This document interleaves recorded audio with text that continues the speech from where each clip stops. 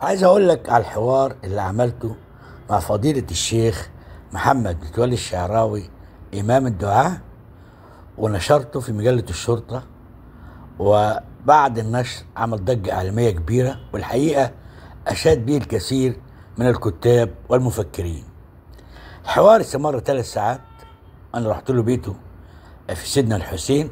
الحقيقة استقباله كان ممتاز جدا، وعزم عليا وعلى المصور زميلي بالغداء معه، لكن يعني كنا فرحانين باللقاء وبالحوار أكثر من الغداء معه. يعني من ضمن الأسئلة، أنا قعدت 3 ساعات في الحوار ده وسألته أسئلة هامة جدا، وهقول لك على أسئلة كثيرة بعد كده. يعني سألته، قلت له ممكن تكلمني عن الخلود في الجنة؟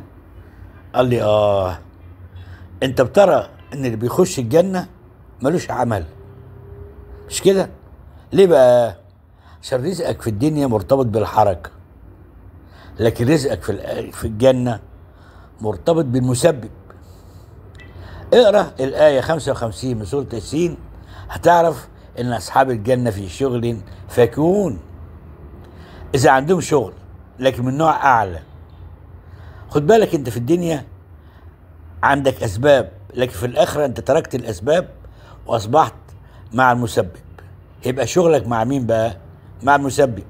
هقول لك على عدة أمثلة للتقريب.